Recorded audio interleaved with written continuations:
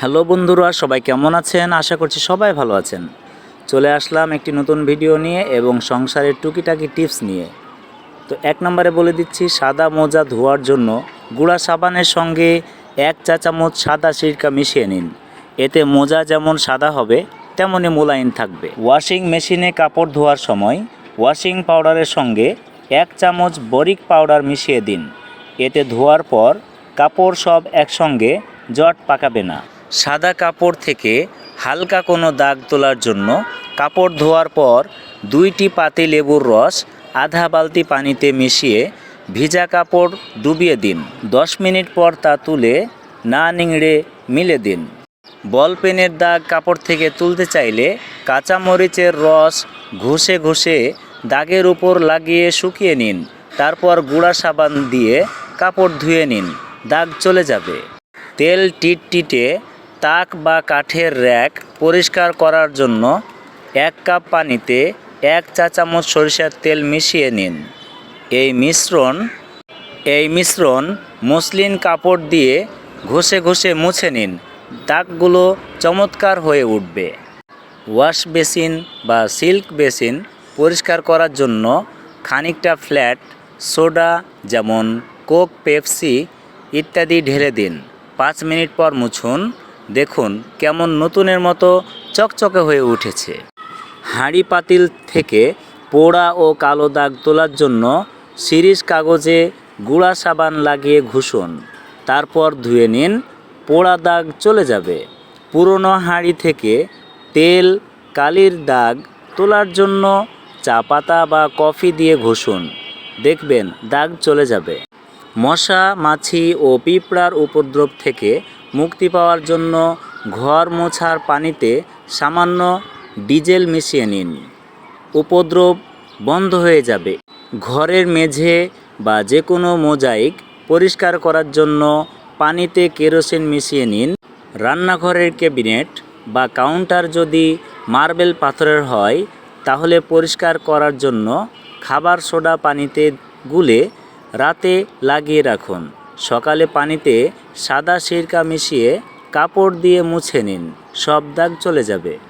রান্নাঘর থেকে পোড়া বা যে কোনো গন্ধ দূর করতে চাইলে একটি পাত্রে কিছুটা সিরকা চুলায় চাপান, শুকানো অবধি জাল করুন ও এই পানি দিয়ে ঘর মুছে নিন, এতে মেঝে চকচক করবে।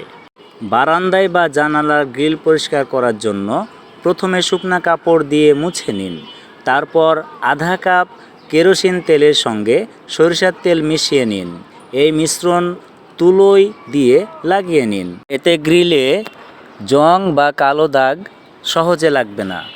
বাসনকোসনে কোনো কিছুর কষ লাগলে টক দই বা দুধের সর দিয়ে ঘষে ধুয়ে নিলে দাগ দূর হয়ে যাবে। টিনে মাটির পাত্রে দাগ পড়লে লবণ পানি দিয়ে সহজেই পরিষ্কার করা যায়। নারকেল ভাঙার পূর্বে কিছু সময় পানিতে ভিজিয়ে রাখলে নারকেলটি সমান দুভাগে ভেঙে যাবে। সেদ্ধ ডিমের খোসা তাড়াতাড়ি এবং ভালোভাবে ছড়াতে চাইলে ফ্রিজের ঠান্ডা পানিতে ভিজিয়ে রাখুন। পাটালি গুড় শুকনো রাখতে চাইলে গুড়টি মুড়ির মাঝে রাখুন। আদা টাটকা রাখার জন্য বালির মাঝে রেখে দিন। ঘিয়ে সামান্য লবণ মিশিয়ে রাখলে অনেক দিন পর্যন্ত ভালো থাকবে। বিস্কুট টাটকা এবং মচমচে রাখার জন্য কৌটার মাঝে 1 চামচ চিনি অথবা ব্লটিং পেপার রেখে দিন। অপরিপক্ক লেবু থেকে রস পাওয়ার জন্য 15 মিনিট গরম পানিতে ভিজিয়ে রাখুন। রান্না তাড়াতাড়ি করার জন্য মশলার সাথে কফোটা লেবুর রস মিশিয়ে দিন, দেখবেন সবজি তাড়াতাড়ি সেদ্ধ হয়ে যাচ্ছে। সবজির রং ঠিক রাখতে ঢাকনা দিয়ে জাল না দেয়াই ভালো। আর কিছু সবজি আছে যেগুলো সামান্য সেদ্ধ করে ঠান্ডা পানি দিয়ে ধুয়ে ফেললেও রান্নার পরও রং ঠিক হয়ে থাকে। কড়াইতে গরম তেলে কিছু ভাজার সময় যা দেবেন তার সঙ্গে সামান্য লবণ দিন, তাহলে আর তেল ছিটবে না। খেজুরের গুড় দিয়ে পায়েস করতে গিয়ে অনেক সময় দুধটা ফেটে যায়। দুধ ঘন হয়ে গেলে নামিয়ে একটু ঠান্ডা করে তারপর গুড় মেশাবেন। ভালো করে নেড়ে আবার কিছুটা ফুটিয়ে নেবেন। দুধ ফাটবে না। টিনে বাদাম ও কাজু বাদাম তেলে ভেজে পরে রান্নার ব্যবহার করুন, খাবারের স্বাদ বাড়বে।